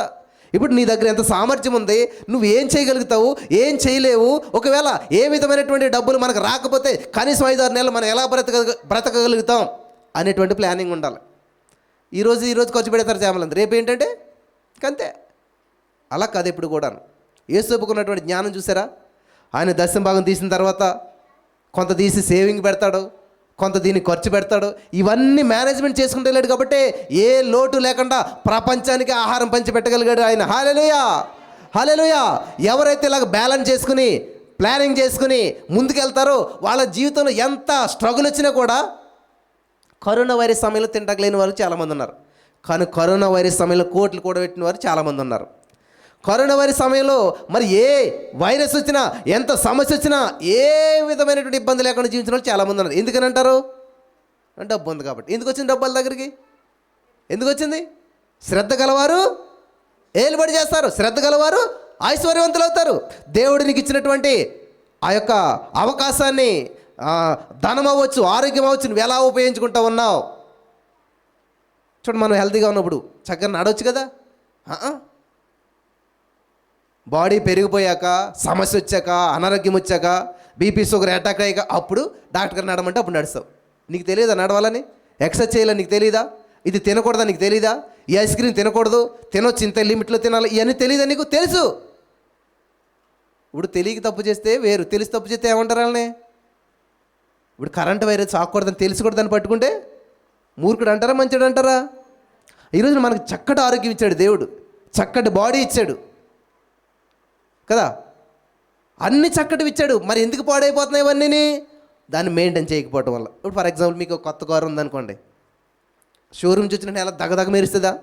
2 రోజులు ఈ హైదరాబాద్ తిరగండి అటు ఇటు, 3వ రోజు ఎలా ఉంటుంది అది? ఎక్కడి నుంచి వచ్చింది అది? మీరు ఏమైనా వేసారు దాని మీద? ఏం చేయము సార్, ఆటోమేటిక్గా దుమ్ము పట్టేసి దాని ఆకారం వికారంగా మారిపోతుంది. మరి అది ఎప్పటికీ అలా ఉండాలంటే ఏం చేయాలి? జస్ట్ క్లీన్ చేయాలంతే, దాన్ని బాగు చేసుకోవాలి నువ్వు అంతే, రోజు తుడుచుకోవాలంతే. నేను నా బైక్ సర్వీస్ చేసుకుని ఇక్కడికి వచ్చానమాట, ఇది చూద్దారని చెప్పి. అందరూ అడుగుతున్నారు కొత్తదా అని. 10 సంవత్సరాలు ఎందుకు ఉన్నది? కొత్తదా అన్నారు. కాదు, పాతదే అన్నాను నేను. ఎందుకు అలాగ అన్నారు వాళ్ళు? ఏమంటారు దాన్ని? మెయింటెనెన్స్. నీ స్పిరిచువాలిటీ అలాగ ఉంది. ఒక ఆవిడ కూరగాయల కొంటకి వెళ్ళిందంట. వెళ్ళి పక్కన ఒక వ్యక్తి ఉంటే, ఏమంటే ఒకసారి ఫోన్ ఇస్తారా, ఫోన్ చేసుకుంటారని అన్నదంట. ఆయనకి షాక్ అయ్యాడంటే, ఇదేంటి చేతిలో ఫోన్ ఉన్నది, నా ఫోన్ అడుగుతుంది ఏంటి ఈవిడ? సరే బ్యాలెన్స్ లేదు కావాలని చెప్పేసి ఇచ్చాడంట. ఇస్తే హలో అని ఫోన్ చేసిందంట. చెప్పమ్మా ఎవరు? అయ్యగారు, నేను వంట చేస్తానండి, ఇలాగా మీ ఇంట్లో చాలా బాగా వంట చేస్తానండి, మీ ఇంట్లో ఏమైనా అవకాశం ఉన్నదేమో అని చెప్పి ఫోన్ చేశానంటే, లేదులేమ్మా, మా ఇంట్లో ఆల్రెడీ ఒక వంట ముందే పని చేస్తుంది అన్నంట. అది కదండి అయ్యగారు, మీ ఇంట్లో వంట చేసి ఆవిడకి ఎంత జీతం ఇస్తారు? 15,000 ఇస్తాం. అయ్యగారు, నేను 12,000కి చేస్తాను, ఒక ఛాన్స్ ఇవ్వండి నాకు, ఆమె గంటే నేను చాలా బాగా చేస్తాను. లేదమ్మా, ఆవిడ ఎప్పటి నుంచో చేస్తుంది, బాగానే చేస్తుంది మాకంటే. అది కదండి, ఒక్కసారి నాకు అవకాశం ఇచ్చి చూడండి, నేను ఎంత బాగా చేస్తానో, ఇంకా మళ్ళీ ఆవిడని అసలు మీరు పనిలో పెట్టుకోరు అని చెప్పి ఎంత ఒప్పిస్తుందంటే ఈవిడ. ఎంత ఒప్పించినా కూడా ఆ ఓనర్ గారు ఏం చేశాడంటే, లేదమ్మా ఆవిడ బాగానే చేస్తుంది, ఆవిడ చేసిన వంట చాలా రుచిగానే ఉంటుంది, మాకు ఎప్పుడు ఇబ్బంది అనిపించలేదు, కనీసం 10,000 ఇచ్చినా పర్లేదు అన్నదంట.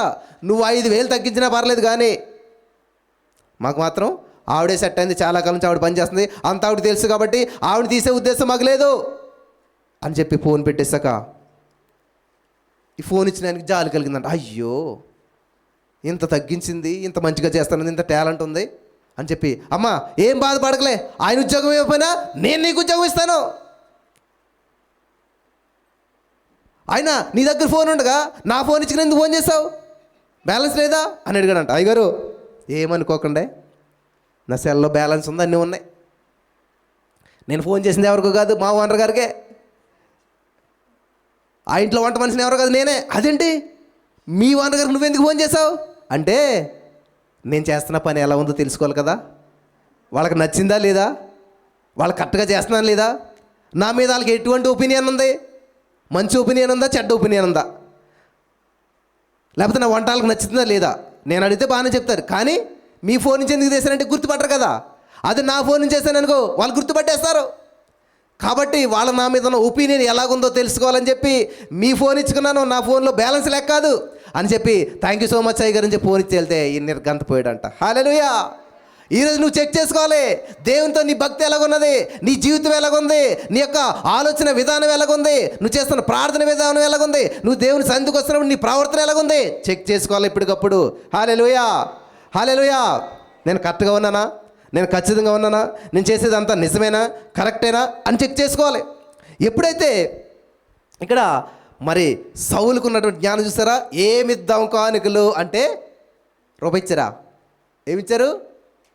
ఇంకొక విషయం చెప్తే మీరు షాక్ అవుతారు. అసలే బైబిల్ గ్రంథం నుంచి యేసుక్రీస్తు ప్రభు పుట్టారు. యేసు ప్రభు పుట్టిన తర్వాత ఏమంటారు దాన్ని, 8వ రోజుని సున్నతి ఇంతకు తీసుకెళ్ళారు. కానుకలు అప్పుడు కూడా వేరియేషన్స్ ఉన్నాయన్నమాట. ఉన్నవాడు అనుకో పొట్టెలు ఇచ్చేవాడు, లేనివాడు అనుకో పావురమో గువ్వో ఏదో తీసుకుని వెళ్ళేటువంటి వారు. యేసు ప్రభు ఏం తీసుకెళ్ళారు, ఖాళీగా వెళ్ళిపోలేదు. పేరు పెట్టాలని చెప్పి 8వ రోజున పేరు పెడతారన్నమాట. డిసెంబర్ 25 క్రిస్మస్ అని ఎందుకు పెట్టుకున్నారో, ఆ రోజే పుట్టాడు యేసుప్రభు అంటే. 8వ రోజు నుంచి లెక్క వచ్చింది యేసుప్రభు పుట్టినరోజు అంటే. ఆ ఫస్ట్ 8 రోజులు లెక్కారనమాట. 8వ రోజు నుంచి కౌంటింగ్ వస్తుంది. ఇప్పుడు డిసెంబర్ 25 నుంచి 1వ తారీఖు ఎన్ని రోజులు లెక్క, 8 రోజులు తీసేస్తే 1వ తారీఖు ఎప్పుడు, మరి డిసెంబర్ 25 పుడితే 1వ తారీఖు ఎందుకు లెక్కేస్తారు, క్యాలెండర్ 1వ తారీఖు ఎందుకు స్టార్ట్ అయింది. ప్రతి దానికి జవాబు ఉన్నది. అర్థం చేసుకోకున్నవాడి కంటే అన్నీ అర్థమవుతాయి, అర్థం చేసుకోకపోతే ఏది అర్థం కాదనమాట. చూద్దాం. లూకాసు వార్త 2వ అధ్యాయం 21 వచనం చదివినట్లయితే, లూకాసు వార్త 2వ అధ్యాయం 21వ వచనం చదివినట్లయితే అక్కడ దేవుని వాక్యం తెలుస్తుందంటే, ఆ శిశువునకు సున్నతి చేయవలసిన 8వ దినము వచ్చినప్పుడు, ఆమేన్. ఏ శిశువు, యేసుక్రీస్తు ప్రభువారు 8వ దినమున సున్నతి చేసి అప్పుడు పేరు పెడతారు. అప్పుడు బర్త్ సర్టిఫికెట్లో రికార్డ్ అవుతుంది, బర్త్డే సర్టిఫికెట్ అప్పుడు ఇస్తారన్నమాట. ఆ రోజుల్లో 8వ రోజున. అర్థం చేసుకోండి. చాలామంది ప్రశ్నలు వేస్తారు. ఇప్పుడు ఈ రోజులన్నీ అలాగ ఉన్నాయి కదా, ఎక్కడికి వెళ్ళినా ఏం చేసినా ప్రశ్న, మీ దేవుడు ఏం చేశాడు, ఎలా చేశాడు, ఎక్కడ ఏంటి అని అడుగుతుంటారు. ఇవన్నీ తెలుసుకుంటే మీరు సమాధానం చెప్పగలుగుతారు. ఆ శిశువు సున్నతి చేయవలసినటువంటి 8వ దినం వచ్చినప్పుడు గర్భమందాయన పడక మునుపు దేవదూత చేత పెట్టబడిన యేసు అని పేరు వారు ఆయనకు పెట్టారు. చూడండి, గర్భంలో పుట్టక ముందే పేరంట. ఎప్పుడన్నా పెట్టుకున్నారు మీరు? మేము ఆరుగురము, మా తల్లిగారికి పిల్లలు మేము. అందులో మా అన్న రెండోవాడు, వాళ్ళకి 3 ఆడపిల్లలు పుట్టారు, కానీ మాకు పిల్లలు పుట్టలేదు. అయితే మళ్ళీ కనిసమైంది మా వదిన. ఎందుకోసం, ఈసారన్నా మాకు పిల్లడు పుడతాడని ఆశతో ఉన్నారు, ప్రార్థన చేస్తున్నారు. దినకరణ గారు బతుకున్నారు ఆ రోజుల్లో. దగ్గర 2000 కంటే ముందు రాజమండ్రిలో మీటింగ్ జరుగుతుంది. సో 3 లక్షల మంది వచ్చారు, వెళ్ళామన్నమాట. మా వదిన కూడా వచ్చిందనమాట, వచ్చి కూర్చున్నదన్నమాట. కూర్చుని ఉంటే చాలా సంవత్సరాల క్రితం జరిగిన సంగతి. ఇప్పుడు దినకరణ గారు అన్ని లక్షల మందిలో మా వదిన గారిని పేరు పెట్టి పిలిచారు.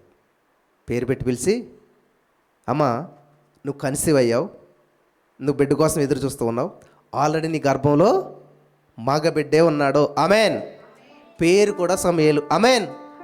ఎక్కడ కడుపులో ఉండగానే పేరు పెట్టారు. ఇప్పుడు అప్పుడే చాలా పెద్దోడు అయిపోయాడు.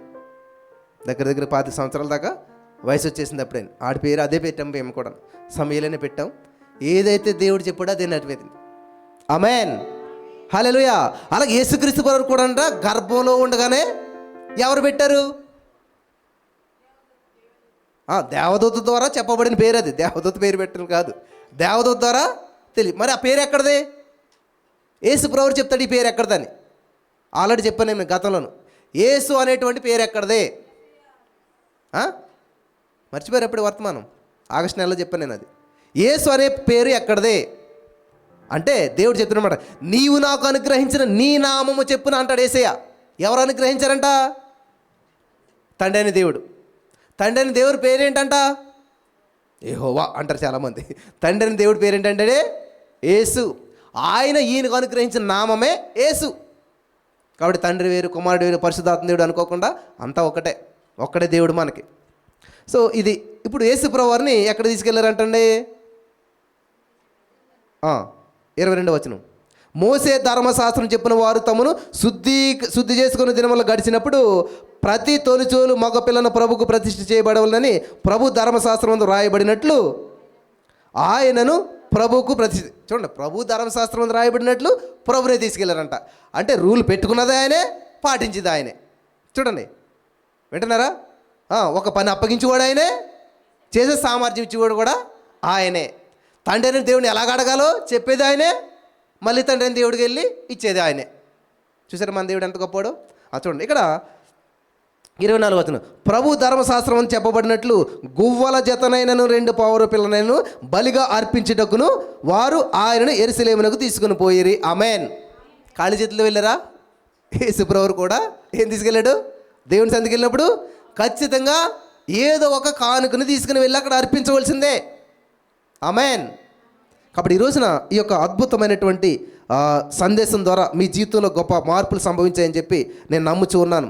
దేవుని సన్నిధికి వచ్చినప్పుడు ఎప్పుడు కూడా ఖాళీ చేతులతో రాకూడదు. మనం ఇవ్వాలి, కానుకలు ఇవ్వాలి, దేవునికి సమర్పించాలి. సజీవ యాగంగా మనమే సమర్పించుకోవాలి. మనమే ఒక కానుక. రేడియోలో ఒక పాట వచ్చేది, చాలా ఇష్టం నాకు. ఇప్పుడు అది ఆ పాట కూడా ఎవరు పాడలేదు అనమాట. ఏం పాట అంటే అది, జీవితమంతా నీ కోసం కానుక చేసి అర్పింతు, సాక్షిగా నీకై జీవింతు నా ప్రభువా యేసు. దీని మ్యూజిక్ ఉంటుంది. ఓన్లీ మ్యూజిక్ వచ్చినప్పుడు ఎన్ని 100 రేడియోలోనే దొరికింది. అప్పుడు క్యాసెట్లు ఉండి కాదు. ఇప్పుడు నాకు తెలిసి ఈ పాట మీరు యూట్యూబ్లో కొట్టి చూడండి, జీవితం అంతా నీ కోసం కానుక చేసి అర్పింతు నా ప్రభు అని పాట కొట్టి చూడండి, ఖచ్చితంగా దొరుకుతుంది. చాలా మనసుకి నాకు ఆ టైంలో మాట, అప్పుడు పెద్ద తెలియదు కాబట్టి ఈ పాట పాడినప్పుడు చాలా సంతోషం అనిపించింది నాకు. నిజంగా ఎంత అర్థం ఉన్నది అందులోను. ఇదే పాటనే ప్రభువు తీసేసి లెటర్స్ రాసుకున్నారు. ఏం లెటర్స్? లవ్ లెటర్స్ అనమాట. జీవితం అంతా కానుక చేసి దినకరణ గారు కూడా ఒక పాట రాశారనమాట. ఏం పాట? నువ్వు లేని రోజంతా రోజవునా, నువ్వు లేని దినమంతా దినమౌనా కదా. ఈయన ఆయన రాసేసుకుంటున్నమాట. ఇదంతా ఏంటది? పాట రాసేసుకుని ఎవరికే లవ్ లెటర్. ఇది ఇంతకనే ఎవరిని ఉద్దేశించి రాస్తున్నాడు? ఆవిడ కోసం రాత్రమాట. నువ్వు లేని రోజంతా రోజు అవునా, నువ్వు లేని దినమంతా దినమవునా, నువ్వు లేని బ్రతుకంతా బతుకవునా. ఈ పాట ఎవరి కోసం రాశాడు ఆయన ఇంతకని? దేవా, నువ్వు లేని రోజు నాకు రోజు ఎలాగవుతుంది, నువ్వు లేకపోతే నాకు ఎలా గడుస్తుంది, నువ్వే నా సర్వస్వం, నువ్వే నా దిక్కు అని చెప్పి ఆయన ఈ మైండ్ అంతా ఆయన మీద పెట్టి రాస్తే, ఈయన ఏం చేస్తున్నాడు? ఈ మైండ్ అంతా ఆమె మీద పెట్టాటి ఏ లిరిక్స్ ఏ మాటలు రాసుకుని లవ్ లెటర్ కింద మార్చేసుకున్నాడు. యాక్చువల్గా ఇది లవ్ లెటరే. ఆరోగ్యమూర్తి గారు ఏమంటాడంటే, బైబిల్ అనేది ఏంటిది? దేవుడు సంఘానికి రాసిన లవ్ లెటర్. ఆమేన్. హల్లెలూయా. దేవుడు నిన్ను నన్ను ప్రేమించి నీ ఆర్థిక సమస్యలకి, నీ అప్పుల సమస్యకి, నీ అనారోగ్యానికి, ప్రతి దానికి పరిష్కార పత్రం, ఇది ఒక లవ్ లెటర్ పంపించాడు అనమాట దేవుడు. దీన్ని ఎవరైతే చదువుతారో, ఎవరైనా లవ్ లెటర్లు ఏడిస్తే చదువుతారా? ఎంత భద్రంగా దాచుకుంటారో, ఎంత భద్రంగా చదువుకుంటారు కదా. మరి నిజంగా మన బైబిల్ కూడా దేవుడు ప్రేమ లేకది. హల్లెలూయా, హల్లెలూయా. కాబట్టి ఈ రోజున ఈ మాటలు వింటున్న ప్రియమైనటువంటి సహోదరి స్నేహితులారా, కృతజ్ఞతలో దాగినటువంటి పరిపూర్ణత. 10 మంది కుష్ఠరోగులు బాగుపడ్డారు, కానీ అందులో ఒకడు తిరిగి వచ్చాడు. తిరిగి వచ్చి దేవుని స్తుతించడం వల్ల ఏమైందంట? పరిపూర్ణ ఆశీర్వాదాలు చూడగలిగాడు. ఆమేన్. ఈరోజు ఎవరైతే ఈ యొక్క సంఘంలోనికి వచ్చి ఇక్కడికి వచ్చి అద్భుతాలు ఆశీర్వాదాలు పొందుకొని వెళ్ళిపోయి మర్చిపోయారో వాళ్ళు ఏంటంట? పరిపూర్ణ ఆశీర్వాదంలోకి నడిపించబడ్డారు. వాళ్ళు ఇప్పటికీ కూడా పరిపూర్ణ ఆశీర్వాదం అనిపించట్లేదు. వాళ్ళు ఇక్కడ కూడా ఏదో సమస్యలో ఉంటూ ఉన్నారు. కాబట్టి నీ జీవితం పరిపూర్ణంగా ముందుకు వెళ్ళాలంటే, నీ జీవితం పరిపూర్ణమైన ఆశీర్వాదాలు పొందుకోవాలంటే నువ్వు ఎక్కడ కనెక్ట్ అయ్యావో. చాలామంది ఇది డౌట్ అడుగుతారు నాకు ఫోన్ చేసి, అన్న వాక్యం మీద అంటాం, సంఘానికి ఎక్కడికి వెళ్తాం. మరి ఏం చేయాలి మేము? ఏం చేయాలి? ఎక్కడ హోటల్కి వెళ్ళి నువ్వు తిన్నావు అక్కడే బిల్లు కట్టాలంతే. కాబట్టి వాక్యం నువ్వు ఎక్కడ పోషించబడుతున్నావు అక్కడ నువ్వు ఇవ్వాలి. అది కాదు బ్రదర్, నాకు చాలామంది పాస్టర్లు తెలుసు కాబట్టి నాకు వచ్చిందని 20 ముక్కలు చేస్తాను. మరి అందరిని మేనేజ్ చేయాలి కదా. పిల్ల గమనించాలి, మీరు రోజుకి 10 హోటల్లో భోజనం చేస్తారా? చేయలేరు కదా. ఓ హోటల్లో ఇడ్లీ తిన్నారు, అక్కడ ఏం చేస్తారు? ఎంత చెల్లెలో అంత చెల్లిస్తారు. ఒక హోటల్లో భోజనం చేశారు, ఎంత చెల్లెలో అంత చెల్లిస్తారు. కాబట్టి జ్ఞానయుతంగా మీరు ఆలోచించుకుని తీసుకోవాల్సిన నిర్ణయం. అంతేగాని అదిగో ఆ పాస్టర్ గారు దశమ ఒక్కడికి అమ్మన్నాడో అని మళ్ళీ ఇదంతా ఏమంటారు, ఇది వైరల్ చేయకుండా ఇలాంటి విషయాలన్నీ కూడా జ్ఞానయుతంగా ఆలోచించి ఏది చేయాలి, ఎలా చేయాలి, ఎక్కడ చేయాలి అదంతా కూడా మీరే నిర్ణయం తీసుకోవాలి. హల్లెలూయా. మా అక్క హైదరాబాద్ వచ్చినప్పుడు ఒక ప్రశ్న వేసింది నన్ను. ఎందుకంటే అక్కడ నుంచి వచ్చాను కదా నేను, ఊరిలోంచి. నా జీతం పెరిగిపోతూ వచ్చిందనమాట. నేను 2000 జీతంలోకి వచ్చానా, నా దశభాగం కాస్త 5000కి వెళ్ళిపోయింది. 5000 దాటేసింది. అప్పుడు నేను ఊర్లోకి 5000 పంపానంటే నెల రోజులు బతికేస్తారు అక్కడ అన్నమాట. అప్పుడు మా అక్క ఏమని తెలుసా, నువ్వు ఎక్కడ పుట్టో తెలుసా, ఎక్కడ బాప్తిసం ఉందో తెలుసా, కాబట్టి నీ కానుకలు ఇక్కడికే పంపాలన్నది. ఎందుకంటే మా పాస్టర్ గారికి ఉపయోగపడుతుంది, పాప మా సంఘం బాగుంటుంది, పాస్టర్ గారు వర్తిల్తారని చెప్పి దశభాగాలు అక్కడికే పంపాలంతే. నేను హైదరాబాద్ వచ్చి చాలా కాలం అయిపోయింది, చాలా సంవత్సరాలు బట్టి హైదరాబాద్లో జీవిస్తున్నాను. వాక్యం ఇక్కడ వింటున్నాను, ఇక్కడ బలపడుతున్నాను. కానుక అక్కడికి ఎలా పంపుతాను నేను పంపనన్నాను. కన్న తల్లిని మర్చిపోతావు నువ్వు అన్నది మాయం. నీ తల్లి సంఘం ఇది కదా, నువ్వు ఇక్కడ కదా బాప్తిసం పొందావు, ఇక్కడ కదా పంపాలి. దేవుడు ఎంత గొప్పడు చూడండి. నా ఈ చిన్న బుర్రకి పెద్ద ఆలోచించాడు దేవుడు. అప్పుడు ఏమన్నానంటే, అక్క వెయిట్, నువ్వు చెప్పింది కరెక్టే. ఫర్ ఎగ్జాంపుల్ మా ఆవిడ ఉన్నది, అప్పుడు పెళ్ళి అవ్వలేదు రండి, ఉన్నది అనుకో, లేదు కానీ ఉన్నది. సో మా ఆవిడ కాలేజీ ఫస్ట్, నిజంగానే కాలేజీ ఫస్ట్. సో ఆమె అంత చదువుకోవాలంటే ఎవరు చదివించారు? వాళ్ళ అమ్మోళ్ళే. నేనేమి కాలేజీకి పంపలేదు. మంచిగా చదువుకుంది, గోల్డ్ మెడలిస్ట్ వచ్చింది, బాగా చదువుకుంది, వృద్ధి చెందింది, పెద్ద ఉద్యోగం వచ్చింది, మంచి జీతం వచ్చింది. జీతం ఎవరికి ఇస్తుంది?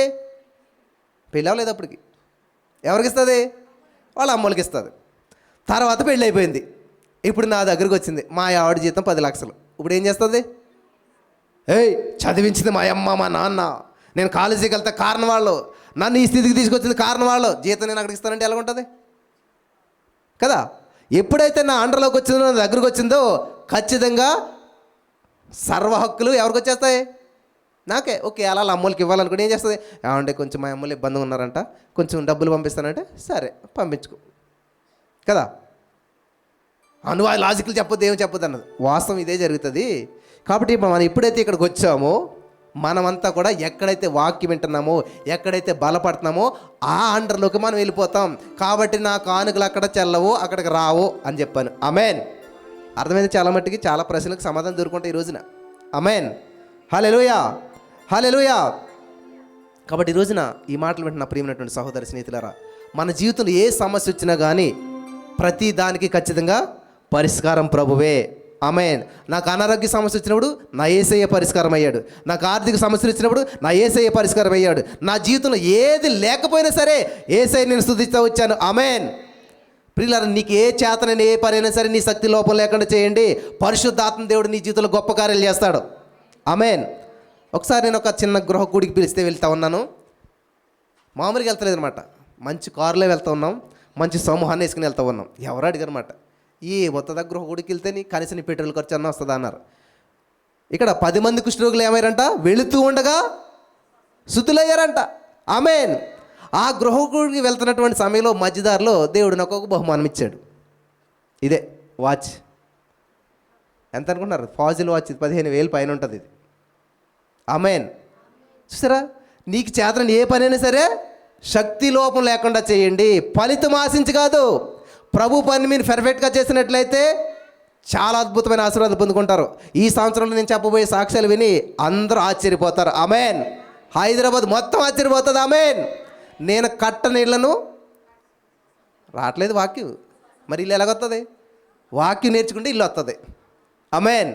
మీరు కట్టని ఇళ్లను మీరు చెప్పండి పిల్లలారా. మేము కట్టని ఇళ్లను మేము స్వతంత్రించుకుంటాము. మేము నాటని చెట్ల ఫలములను మేము అనుభవిస్తున్నాము. ఆమేన్, ఆమేన్. తొందరలోనే ఈ ప్లేస్ నుంచి మేము సొంత ప్లేస్లకు మూవ్ అవుతున్నాము. ఆమేన్. తొందరలోనే అందరికంటే రిచ్ అవుతున్నామేమో. ఆమేన్. నమ్మిన వారు స్వతంత్రించుకుందరు గాక. ఆమేన్. కళ్ళు మూసుకుందాం. స్తోత్రం దేవా సర్వోన్నతుడా, ఈరోజు విత్తబడిన వాక్యం ప్రతి హృదయంలో నాటబడి నూరంతలుగా విస్తరించి ఫలించి అభివృద్ధి చెందేలా నువ్వు చేసినందుకు నీకు వందనాలు. ఎందరైతే ఈ యొక్క వాక్యపు సత్యాలు నేర్చుకున్నారో ఇక నుంచి వారి జీవితాల్లో విస్తరించి ఫలించి అభివృద్ధి చెంది వెదజల్లి అభివృద్ధి చెందేవారిగా నువ్వు చేస్తున్నందుకు నీకు వందనాలు. సమస్త మహిమ ఘనత ప్రభావాలు మీకు ఆరోపిస్తూ దేవా నీ చిత్తానుసారంగా నడిపించి దేవా కృప చూపించమని యేసుక్రీస్తు నామములో ప్రార్థించి నమ్మి పొందుకుని తండ్రి. ఆమేన్.